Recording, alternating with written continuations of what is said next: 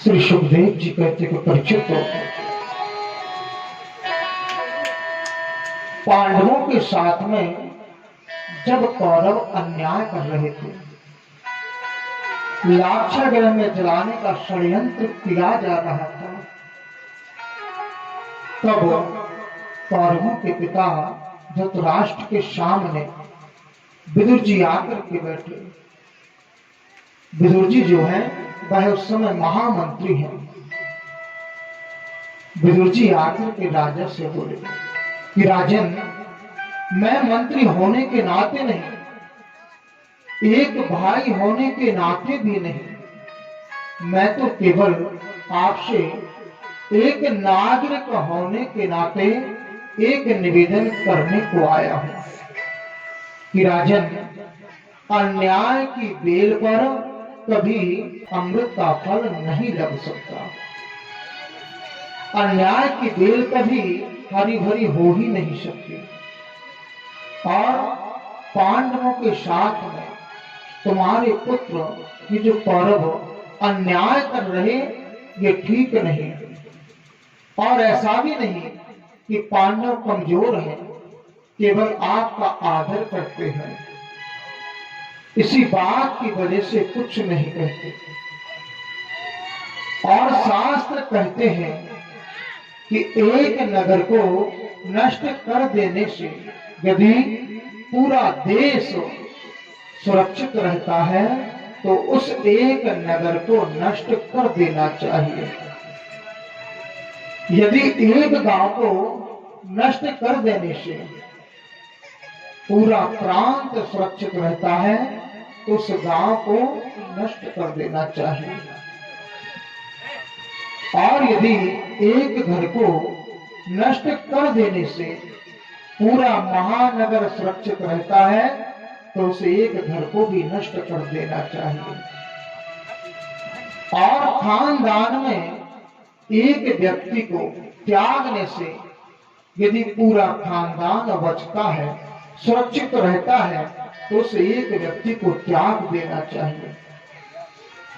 और आपके घर में ये जो दुर्योधन पैदा हुआ है, यह आपके कुल को विनाश की कगार पर ले जाएगा।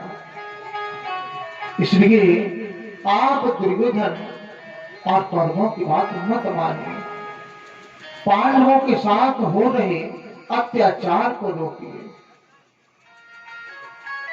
जिस समय विदुर जी धृतराष्ट्र को ये कह रहे थे, उसी समय दुर्योधन वहां पर आ पहुंचा और आकर के दुर्योधन ने क्रोध में आकर के कहा कि अरे, मेरे विरुद्ध मेरे पिताजी को भड़काते हो, हमारे ही प्रति। यदि आज के बाद आप यहां दिखाई दिए तो आपके लिए बिल्कुल ठीक नहीं होगा। विदुर जी ने जब ये बात सुनी, विदुर जी ने कहा कि बेटा, आपके लिए दुख देने का हमारा कोई मंतव्य नहीं था। आपको हमारी बात बुरी लगी, इस बात का मुझे खेद है। और उसी समय विदुर जी ने अपने मंत्री पद को त्याग दिया और अपनी पत्नी विदुरानी को लेकर के कदली के वन में चले गए। वहां जाकर के सुंदर पर्ण कुटी बनाई और वहां पर वास करने लगे। और ओम नमो भगवते वासुदेवाय इस मंत्र का जाप करते हैं। लेकिन आज बड़ी ही प्रसन्न मुद्रा में विदुर जी दौड़े दौड़े आए और आकर के विदुरानी से बोले कि दीदी देखो, आज हस्तिनापुर कैसे सज रही, हस्तिनापुर दुल्हन की तरह सज रही। क्या आप जानती हैं ऐसा क्यों? विदुरानी ने कहा कि अब मुझे क्या मालूम, आप ही बतलाओ। तो विदुर जी ने बड़ी सुंदर बात कही कि देवी, आज मेरे प्रभु द्वारकाधीश की रथ यात्रा आने वाली है। शांति दूत बनकर के मेरे प्रभु आ रहे हैं। इसलिए आज हस्तिनापुर दुल्हन की तरह सज गए और यहाँ पर दुर्योधन ने कपटपूर्ण मैत्री का परिचय देने के लिए बड़ी ही सुंदर हस्तिनापुर की सजावट करवाई, जगह जगह तोरण द्वार सजवाए और सभा में स्वर्ण जनित सिंहासन लगे हुए हैं। उन्हीं सिंहासनों के मध्य में एक हीरे जड़ित रत्न जड़ित मणिमय सुंदर सिंहासन लगा हुआ है। श्री सुखदेव जी कहते कि परिचित हो, यहाँ पर विदुर विदुरानी को बतला रहे कि प्रभु आ रहे हैं शांति दूत बन करके।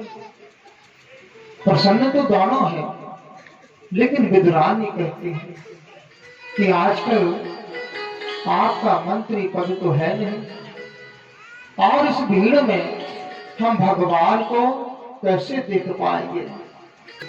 विदुर जी ने विदुरानी से कहा कि देवी, यदि हम प्रभु को नहीं देख पाए तो क्या होगा, वह तो हमारे लिए देख ही लेंगे, और यदि प्रभु की एक नजर भी हमारे ऊपर पड़ गई तो हम समझ लेंगे कि हमारा जीवन धन्य हो गया। और जैसे ही प्रभु हस्तिनापुर में पधारे तो हस्तिनापुर वासियों ने बड़ा ही सुंदर स्वागत किया। सभी प्रजा और दुर्योधन सभी स्वागत के लिए खड़े हुए। जगह जगह से अटारियों के ऊपर से पुष्पों की वर्षा हो रही है, लेकिन मेरे प्रभु ने बरसने वाले और फूलों की ओर नहीं देखा। हजारों लोग आरती कर रहे, उनकी तरफ भी नहीं देखा। प्रभु तो अपने रथ में बैठे हुए नजर घुमा करके चारों ओर देख रहे।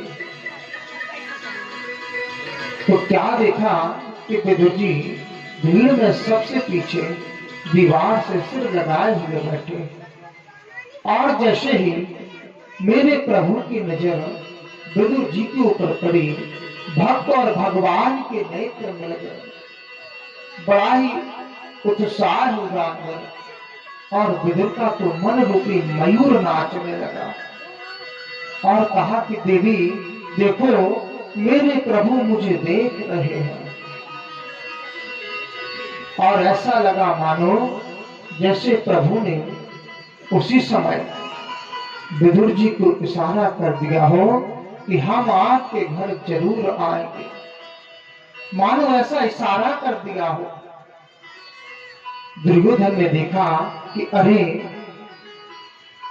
हम लोग आरती कर रहे हैं, इतना स्वागत कर रहे हैं, और ये ना जाने किसे देख रहे हैं। और दुर्योधन प्रभु को लेकर के महल में पधारे। सुंदर रत्न जड़ सिंहासन पर प्रभु को बैठाया गया। प्रभु का बड़ा ही सुंदर स्वागत किया। विदुर जी का अपमान हो चुका है, इसलिए सभा में आने की अनुमति नहीं है विदुर जी के लिए। इसीलिए भीड़ में बैठे हैं विदुर, नीचे बैठे हुए हैं। और दुर्योधन ने गोविंद का स्वागत किया, कहा कि आओ कृष्ण, आपके पदार्पण से हम कृतार्थ हुए, आप आए, ये मेरा बहुत बड़ा सौभाग्य है। लेकिन आगमन किस कारण से हुआ, हम ये नहीं समझ पाए। तो भगवान ने दुर्योधन से कहा कि दुर्योधन, मैं केवल एक बात तुमसे पूछना चाहता हूं, क्या पांडव तुम्हारे भाई हैं? दुर्योधन ने कहा कि हाँ बिल्कुल। तुम्हारे खास काका के बेटे? बोले हाँ बिल्कुल। तो फिर आधे राज्य के अधिकारी भी हुए? बोला बिल्कुल नहीं। भगवान ने कहा क्यों? जब तुम्हारे खास काका के बेटे हैं, तुम्हारे भाई हैं, तो आधे राज्य के अधिकारी क्यों नहीं हुए? यदि नैतिक पद्धति से तुम देखो तो आधा राज्य पांडवों को मिलना ही चाहिए, लेकिन मैं तुम्हें आधा राज्य देने का नहीं बोलता, केवल 5 गांव ही तुम पांडवों को दे दो। मैं उन्हीं में उन्हें समझाने का प्रयास करूंगा। जैसे भगवान ने बात कही, दुर्योधन तुरंत तड़क करके खड़ा हो गया और बोला कि अरे सूच ग्रे नेव दास्यामि बिना युद्धेन केशवा, सुई के नौक की बराबर की भूमि भी मैं बिना युद्ध के नहीं दूंगा। तो भगवान मुस्कुराए और बोले कि दुर्योधन, अभी तुमने युद्ध की विभीषिका नहीं देखी, युद्ध को देखा ही नहीं। अरे हजारों स्त्रियां विधवा हो जाएंगी, हजारों बालक अनाथ हो जाते हैं, केवल युद्ध को तुमने दादी नानी आदि से कहानियों में सुना होगा, युद्ध की विभीषिका नहीं देखी। और जैसे ये बात भगवान ने कहा, और यहां तक कि दुर्योधन एक शांति दूत के साथ में तुम्हें कैसा व्यवहार करना चाहिए इतना भी शोर नहीं। जैसे भगवान ने ये बात कही, धृतराष्ट्र ने तुरंत दुर्योधन का हाथ दबा दिया कि अरे क्या बोलते हो। दुर्योधन ने तुरंत हाथ जोड़कर के क्षमा मांगी, कहा कि प्रभु बचपन से ही मैं उद्दंड रहा हूं, इसलिए पता भी नहीं कब क्या बोल देता हूं, आप क्षमा करें। खैर जाने दीजिए, ये राजपाट की बात है, ये तो होती रहेगी। मेरी माता गांधारी ने आपके लिए सुंदर पकवान बनाए हैं नाना प्रकार के, आप चलिए पहले भोजन पाइए। तो भगवान मुस्कुराए और बोले कि दुर्योधन, भोजन केवल 2 ही परिस्थितियों में किया जाता है। पहला तो ये कि भोजन कराने वाले के हृदय में श्रद्धा हो तब, भोजन कराने वाले के मन में श्रद्धा हो तब, और दूसरा जब भोजन करने वाला भूख से ज्यादा पीड़ित हो तब। 2 ही परिस्थितियों में भोजन किया जाता है। आपके मन में श्रद्धा नहीं और मुझे भूख भी नहीं, और आज तो मैं भोजन यहां कर भी नहीं सकता। बोले क्यों? बोले आज तो मेरा निमंत्रण जो है विदुर काका जी के घर है। जैसे ही ये बात विदुर जी ने सुनी कि अरे मैंने कब निमंत्रण कर दिया, मुझे तो ये प्रभु मिले ही नहीं, और ये भरी सभा में कहते हैं कि विदुर काका के घर मेरा निमंत्रण है।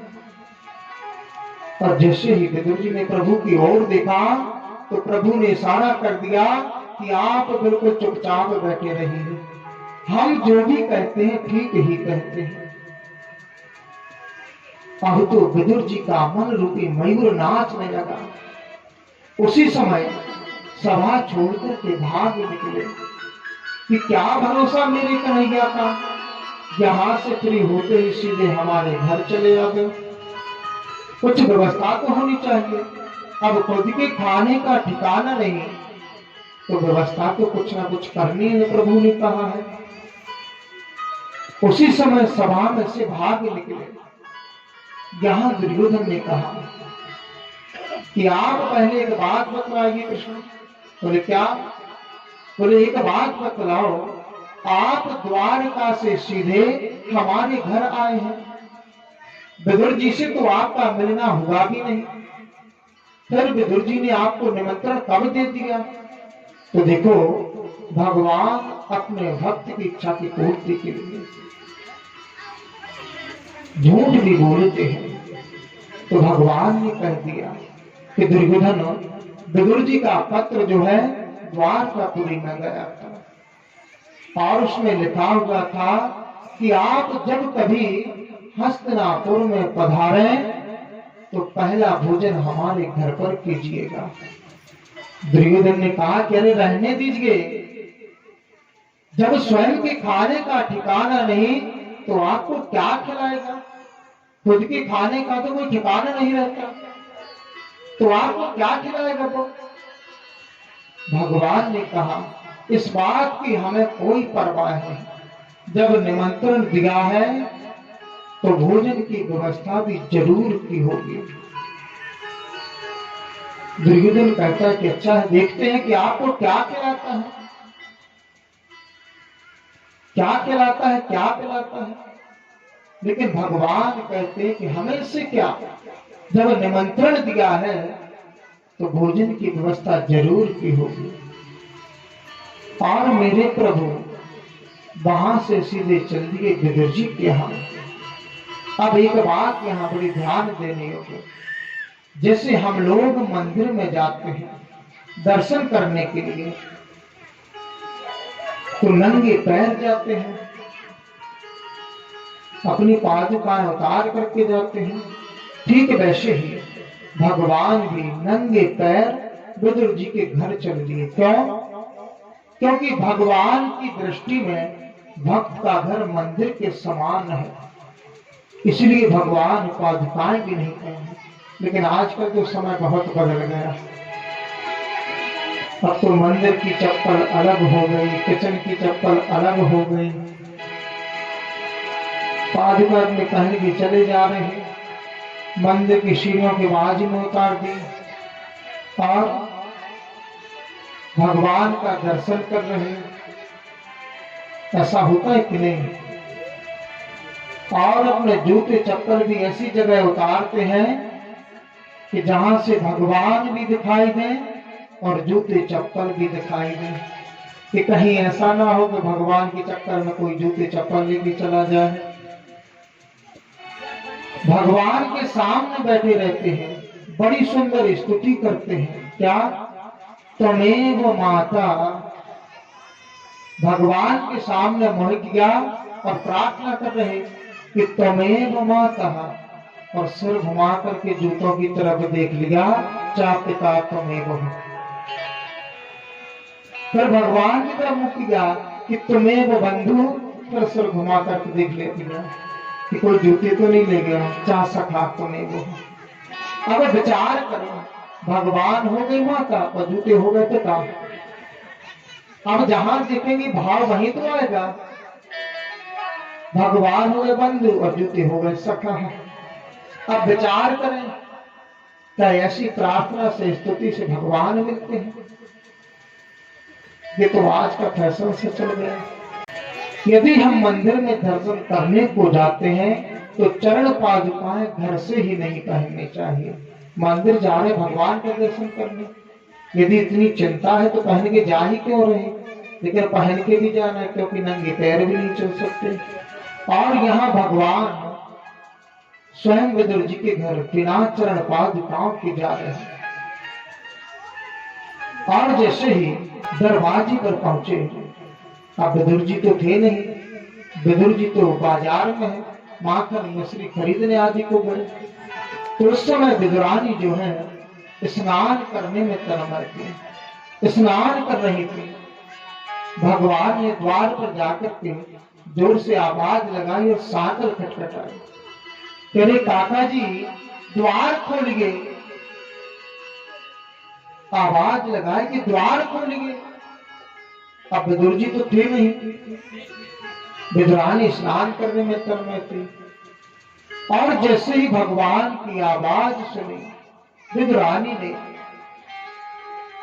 तो विदुरानी ने सोचा कि अरे ये तो मेरे कन्हैया की आवाज है, मेरे द्वारकाधीश की आवाज है। स्नान कर रही थी, वैसे ही स्नान करते समय उसी अवस्था में दौड़ पड़ी और दरवाजे पर आकर के द्वार को खोल दिया और कहा कि अरे कन्हैया, अरे केशव, पधारो, आपने बड़ी कृपा करी जो आप हमारे घर पधारे। भगवान ने देखा कि ये तो हमारे आगमन की खुशी में पागल हो रही, वस्त्र बदलना ही भूल गई, गीले वस्त्रों में आकर के द्वार खोल दिया।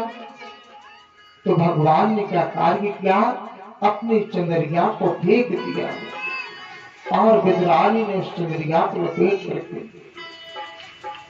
कन्हैया को ने बुलाया। और जैसे ही मेरी कन्हैया उस कुटी में प्रवेश किए, विद्रानी बड़ी प्रसन्न हो रही, गदगद हो रही कि आज मेरी इस कुटिया में भगवान प्रभु द्वार के इसका आगमन हुआ। बड़ी प्रसन्न हो रही, मन में विचार करती है कहां बैठा हूं, क्या खिलाऊं, क्या पिलाऊं। बड़ी आनंदित हो रही, प्रमुदित हो रही, बड़ा आनंद हो रहा मन में, बड़ी प्रसन्न है। तो क्या कार्य किया, विद्रानी अब सोच रही कि कहां बैठा हूं, इनका मैं क्या स्वागत करूंगा, कहां पर बैठा हूं। एक लकड़ी का पाटा लिया, चौकी, और एक स्थान पर रखा अपने आंगन में। कहती कि कन्हैया आप यहां बैठ जाओ। जैसे ही कन्हैया बैठने को होते वहां से पाटे को उठा लेती। कहती अरे नहीं नहीं कन्हैया, आप यहां बैठ जाओ, आप यहां बैठ जाओ। ऐसा करते करते प्रभु के लिए पूरे आंगन में नचा दिया। इसका तात्पर्य क्या है, प्रभु को पूरे आंगन में नचाने का तात्पर्य है कि कोई कोई संत भाव बतलाते हैं कि विद्रानी शायद ये बतलाना चाहती है प्रभु को कि यहाँ आने पर जीव के लिए 84 लाख योनियों में ऐसे भटकना पड़ता है। इसलिए प्रभु को पूरे आंगन में घुमाया, कैसे घूमना पड़ता है यहाँ। और एक जगह पाटे को उल्टा रख दिया और मेरे प्रभु ने भी नहीं देखा कि सीधा है या उल्टा, और झट से पाटे पर बैठ गए। विद्रानी बड़ी प्रसन्न हो रही, बड़ी आनंदित हो रही।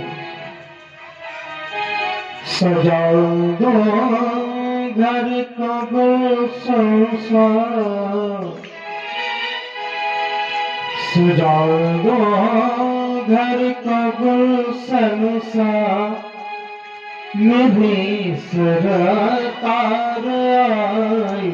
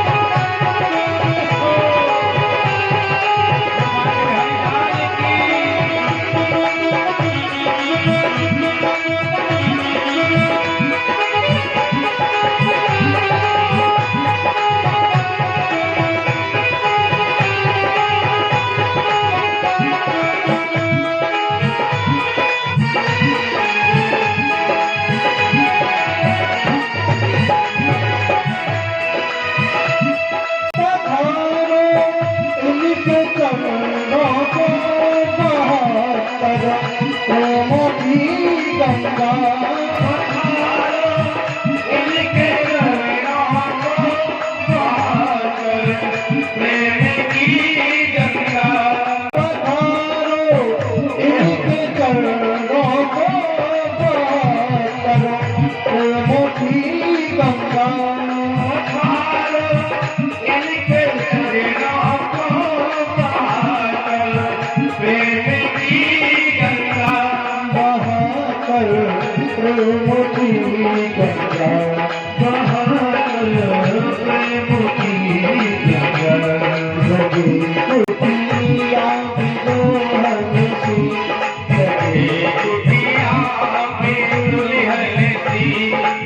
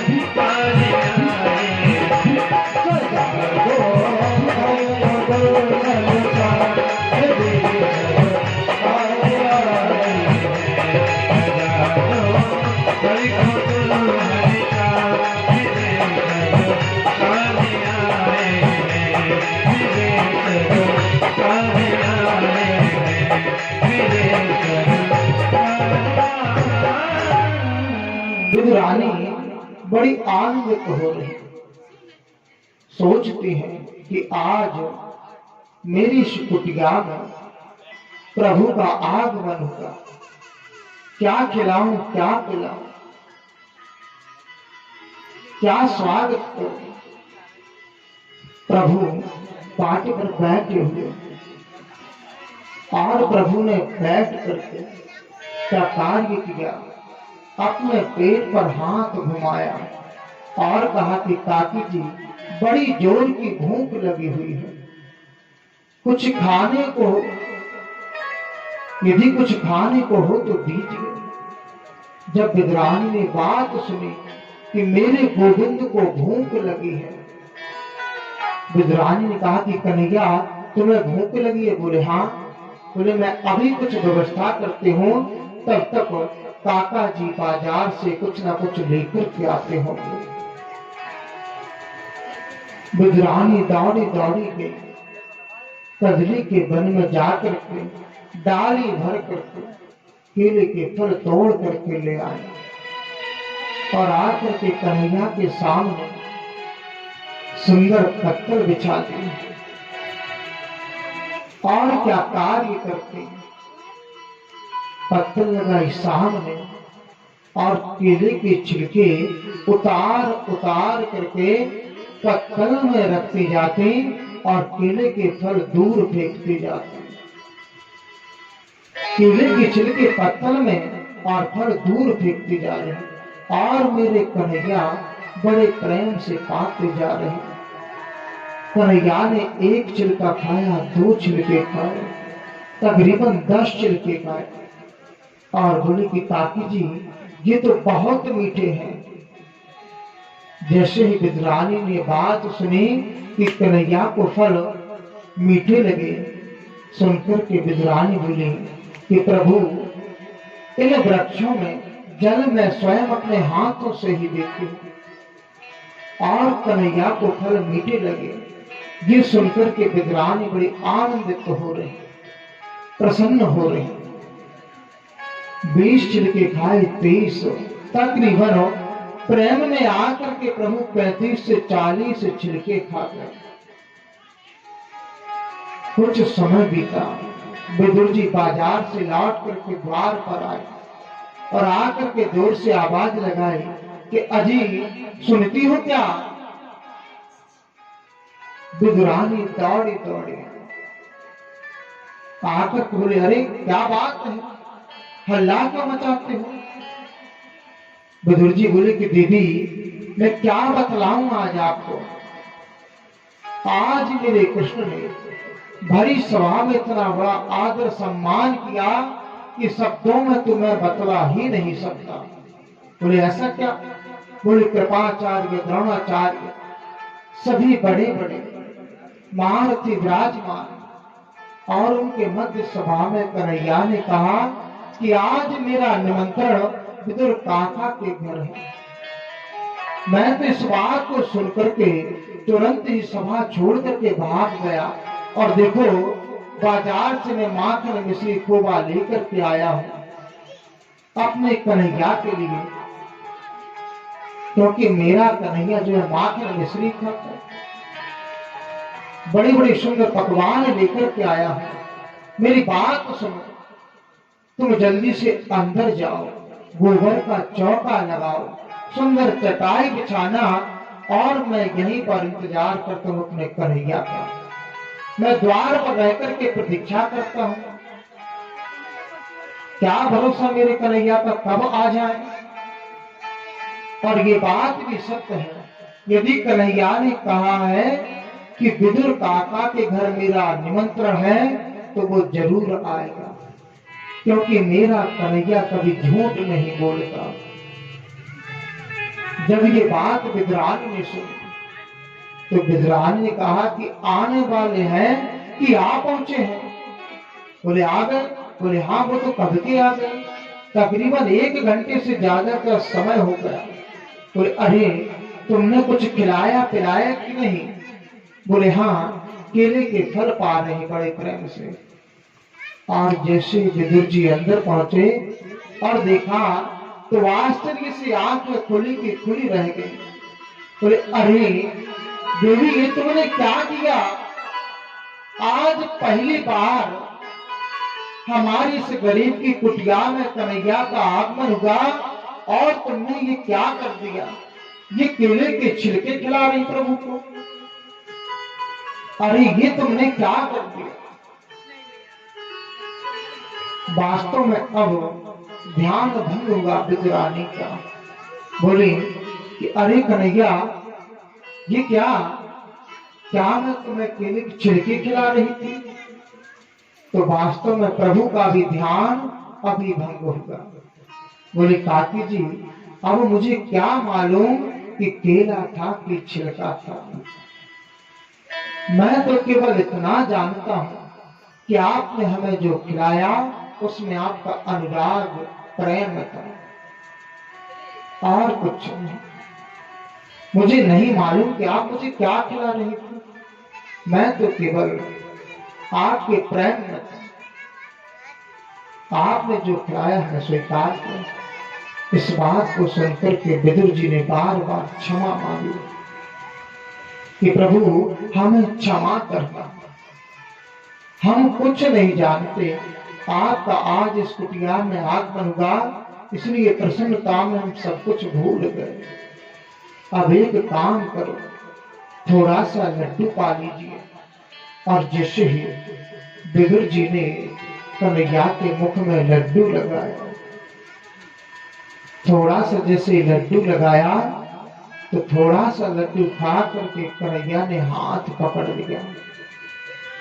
विदुर जी बोले क्यों? तो भगवान ने कहा कि काका, जो स्वाद उस केले के छिलके में था वो इस लड्डू में कहा है। क्यों? क्योंकि भगवान कहते हैं भाव का भूखा हूं मैं, भाव ही तुसार है, भाव से जो भजता मुझे, सुबह से बेड़ा पार है। भाव का भूखा हूं मैं, भाव ही सार है, मैं केवल प्रेम चाहता हूं। भगवान को क्या चाहिए? भाव, प्रेम। और क्या चाहिए भगवान को? आप क्या करते हैं, क्या नहीं करते हैं, आप क्या हैं, क्या नहीं। भगवान को उससे कुछ नहीं, भगवान को केवल प्रेम भाव ही चाहिए। भगवान को प्रेम देखता है और कुछ नहीं। लेकिन यहाँ तो उल्टी ही बात होने लगी। कैसे?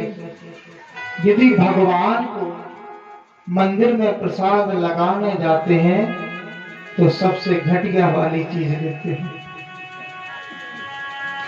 लेते हैं नहीं। क्यों? क्योंकि हमें थोड़ी वो तो वही मंदिर में प्रसाद बट जाएगा। लेंगे तो कोई ऐसा देखेंगे जो सबसे सस्ता आ रहा हो। अगर मिठाई देखेंगे तो उसका रेट भी सबसे नीचे का देखेंगे। और यदि फल देखेंगे तो सड़े गले अमरूद देखेंगे। वहीं बट जाएगा मंदिर में, घर थोड़ी ना। घर के लिए स्पेशल डिब्बा अलग से आएगा। अरे जो चीज हमें स्वयं के लिए अच्छी लगती हो वही परमात्मा को भी समर्पित करनी चाहिए।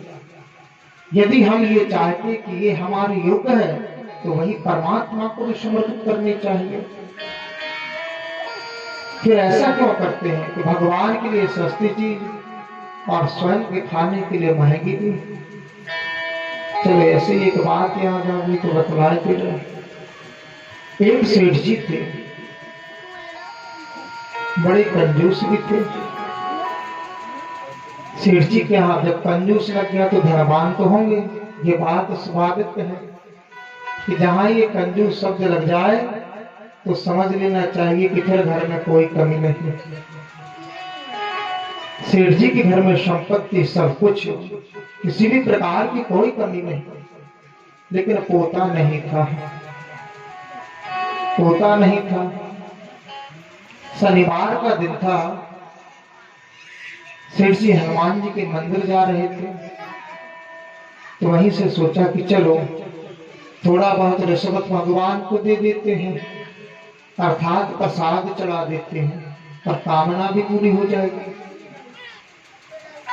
इसलिए क्या कार्य किया, सड़े गले हुए से अमरूद ले लिए, पिलपिले अमरूद लिए और हनुमान जी के मंदिर में पहुंचे, प्रसाद लगाया और बोले कि हे हनुमान जी महाराज, हमारे यहाँ पोता हो जाना चाहिए,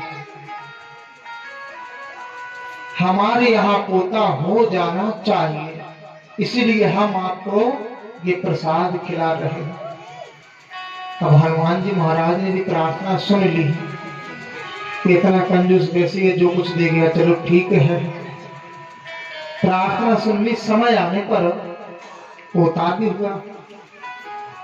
और जब पोता हुआ तो पोता कैसा हुआ, उसका ये जो सिर था वो भी पिलपिला था।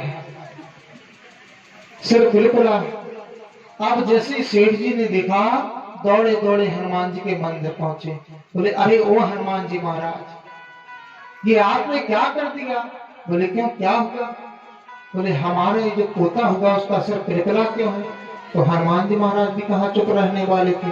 बोले जैसे आपके अमरूद और वैसे पोता, जैसा आपने हमें समर्पित किया वैसे ही हमने आपको पोता दे दिया।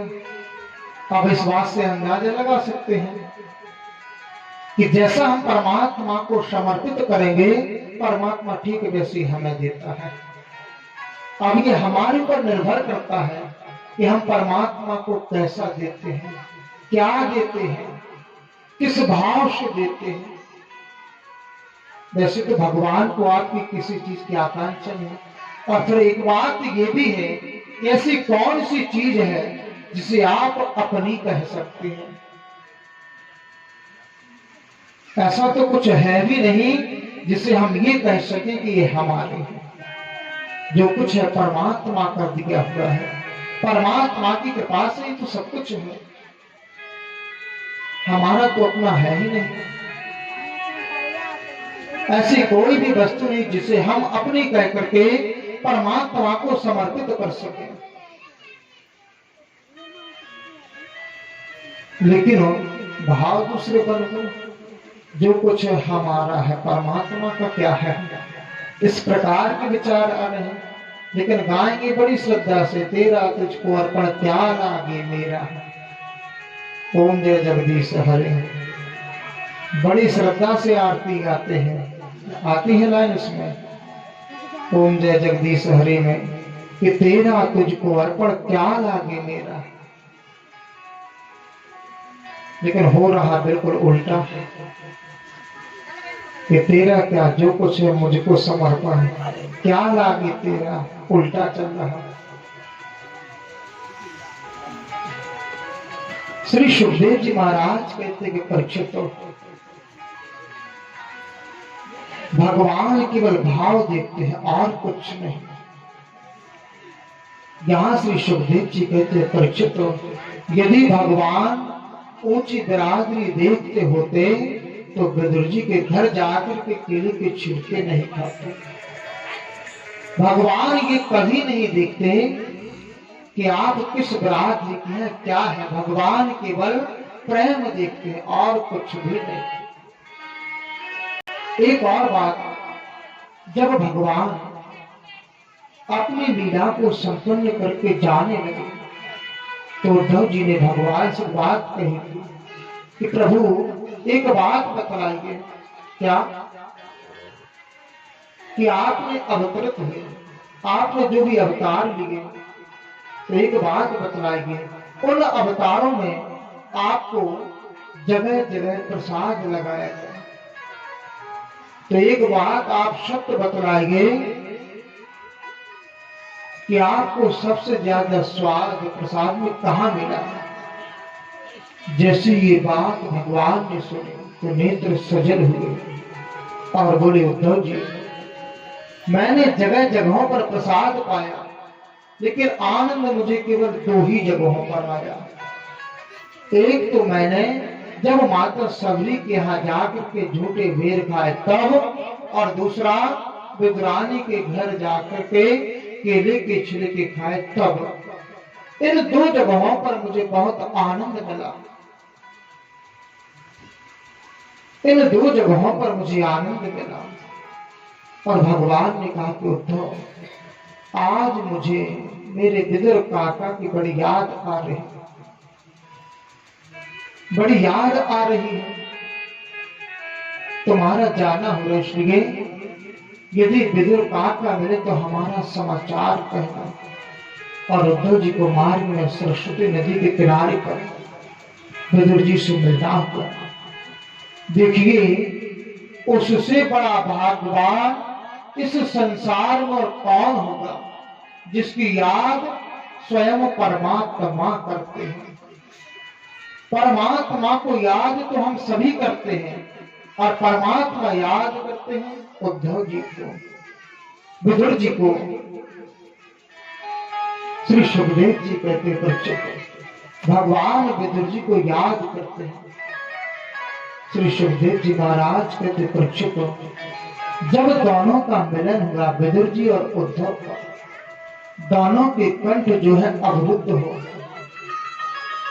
विदुर जी कहते कि उद्धव तुम भाग्यवान हो, उद्धव कहते कि विदुर जी आप भाग्यवान हो।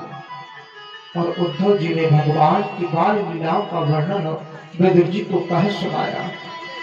सुनकर के विदुर उत्कंठित हो गए और कहा कि यदि ज्यादा जानना चाहते हो तो सरस्वती नदी के किनारे मैत्रेय मुनि है, आप उनसे मिलो। विदुर जी दासी पुत्र है और मैत्रेय मुनि है ब्राह्मण, लेकिन भगवान के प्रति जिसका भाव श्रद्धा हो वहां जाते बरादरी क्या। श्री राधे जाति पाति पूछ नहीं को,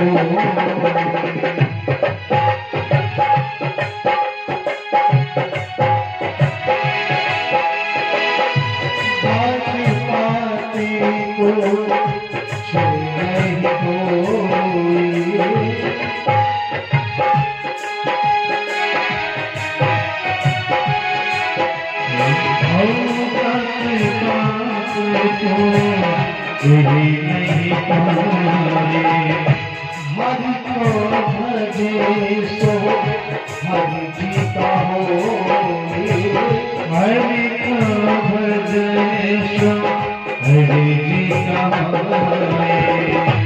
हरि को भजे सो हरि जी का हो, हरि को भजे सो हरि जी का हो। परमात्मा से संबंध जिसका जुड़ जाए फिर वहां जाति और बिरादरी क्या। जो हरि का भजन करे, जो हरि को स्मरण करे। मैत्रेय मुनि ने दौड़ करके विदुर जी को अपने अंक से लगा लिया, हृदय से लगा लिया।